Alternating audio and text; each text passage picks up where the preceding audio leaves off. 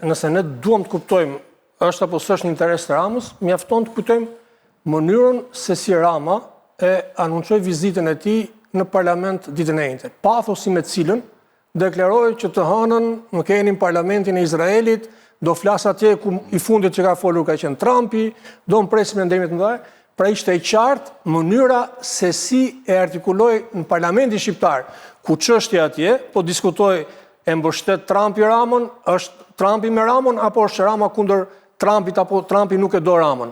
Dakor? Në atë moment, mënyra se si kryeministri shqiptar artikuloi vizitën e tij apo njoftoi vizitën e tij tregon qartësisht që po është një vizitë që intereson Edi Ramës, intereson përballë një aleatit cilin e konsideron të rëndësishëm dhe në vetëm pikpamjen e fuqisë që kanë në botë, futet gjithçka atje, në aty përmendet temat turizëm, armatim, kibernetik, gjithçka.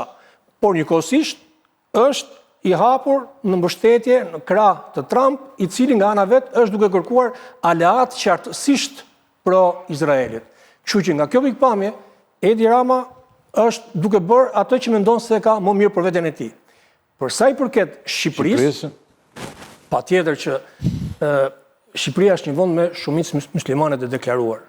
Dhe ndjeshmëria këtu në Shqipëri përveç pjesës muslimane, po besoj në gjithë pjesën e tjetër të qytetëruar shqiptare, arrin të kuptoj dhe të di shumë mirë se çfarë ka ndodhur në Gaza. Dhe nuk besoj se ka një njeri në Shqipëri i cili thotë që ajo që ka ndodhur në Gaza është normale, duhet ndodhte dhe s'ka problem që ndodhi. Të gjithë e kundërshtojnë, të gjithë janë me viktimën. Dhe po të lexosh genocid është genocid. Dhe po të lexosh më i dokumentuar.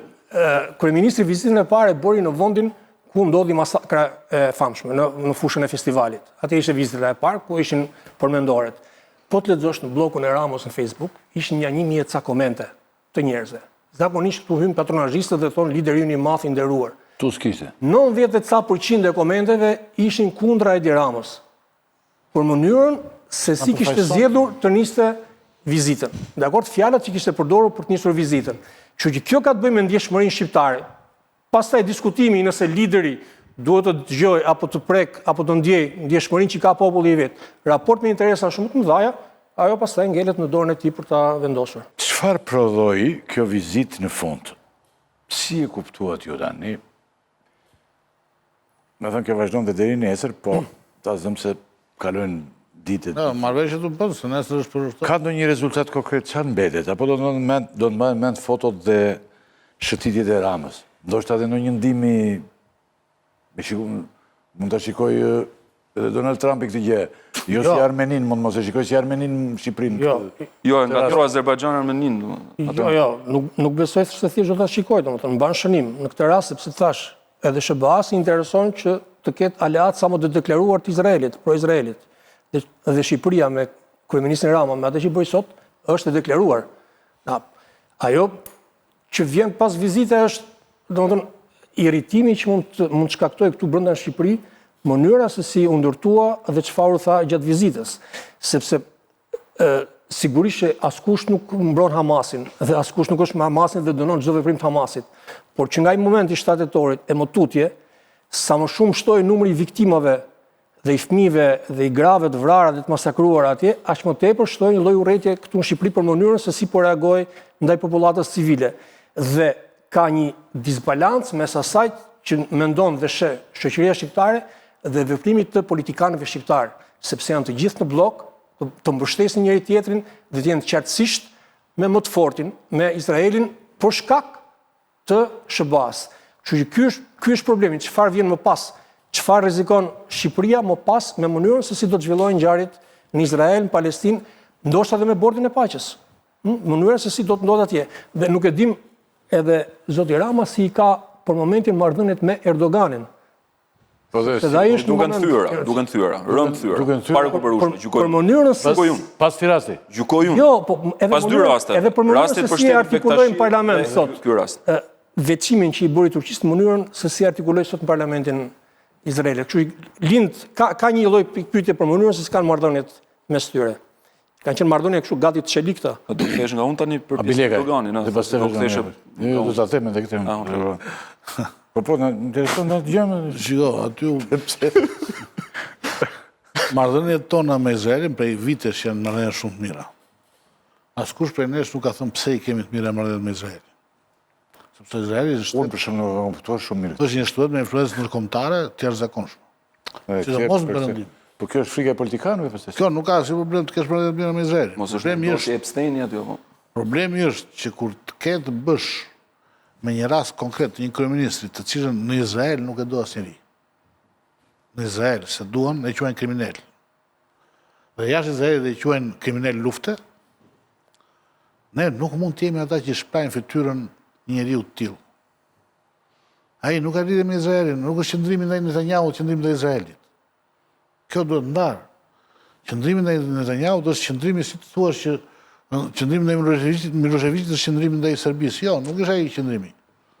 Sepse Serbia ka ndryshuar shumë pas Miloševićit e aleancat u rikthyen. Jo aq shumë. Por, jo Serbia, marrëdhëniet e Serbisë në botën, jo Serbia vetë. Nuk ka marrë dënimin e dur, po që Por nuk shihet si një vend shovinist që bënte vetëm krime lufte, bënte vetëm lufta dhe krime lufte. Sot është problemi te Netanyahu dhe ne nuk jam kundër kësaj që bëri zoti Rama, jo se vati në Izrael dhe mori ca pikë, se ça pikë do marrë. Po, mund të shkojë fjala deri te Trumpi që të thotë ai bravo i qoftë dhe kaq, s'është punë pikë ashtu. Tu është në arenën ndërkombëtare, ne shikojmë një kryeministër që përfaqëson një vend musliman dhe shkon puthet me një vrasës, me një genocidist të shpallur nga gjykata kombëtare e Hagës si i tillë, në është në kërkim.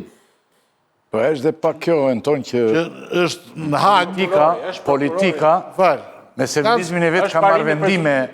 Dakor, prezumohet pafajësisë, po në kërkim, shpallur. Unë takoj, si kundër se ndodhë me gjithë ne, unë takoj shumë elit, një sekundë, jashtë Shqipërisë. Se kjo është imazhi i Unë ju them atyre një sekundë. Imazhi kështu kompromentohet. Po pra. Pra Shqipëria është një takoj shumë izraelit dhe ju them që ne jemi miq. Dhe ata më thonë mua jemi miq, po asnjëri nuk e di pse jemi miq. E kupton? Jemi miqit e mon, kudo ku takojmë. Në shumë vende dhe ata më thonë, po asnjëri nga ne e ndjej që dhe ata nuk e dinë pse jemi. Edhe unë nuk e di. Po pra. Po është politika. Këtë të luftës dytë botërore, kjo është si bazë, atë gjithë kujtë ta bëndë. Jo, është pozitive që është. Ne i mbajmë viktimë. Po pra po. Ne kemi mbajtur italianët, ranë italianët. Ranë italianët dhe i strehuam. Ranë italianët dhe i strehuam, ata ishin që në zhërmone. Ishin pushtus në atë kohë. Po, por rrezikun më të madh kishim duke mbajtur hebrejt apo jo? Ai ishte rrezik. Rreziku më i madh ishte duke mbajtur hebrejt në shtëpi. Sepse ishin gjermanët që po vinë, gjermanët Po pra po. Gjermanët kaluan këtu burr tani pse flet shumë. Aq pak sa që ishin. Ka ndonjë gjermanë aty në Gjermani. E kërkuan listën ata. S'kamen me një hebre në shtëpi, rrezikoje jetën. Ndërkohë që Kroacia me Ante Pavlić i dorëzonte hebrejt. Edhe gjermanët dhe armeninat dinin atëherë. Me ustashët i dorëzonin hebrejt. Ai është një akt jashtëzakonisht i rëndësishëm historik, nuk diskutohet fare. Dhe shumë kemi bërë, dhe shumë kemi ushqyer një marrëdhënie të mirë me Izrael. Dhe shumë mirë që kemi. Problemi është që me Netanyahu ne nuk duhet ta kishim këtë marrëdhënie pas asaj që bëri në Gaza tani. Fal, tani ky është problemi. Tani Rama nuk kishte ku vinte se tani Netanyahu është aty. Ta refuzonte. Edhe ai s'kishte nga të ambante, ta refuzonte po.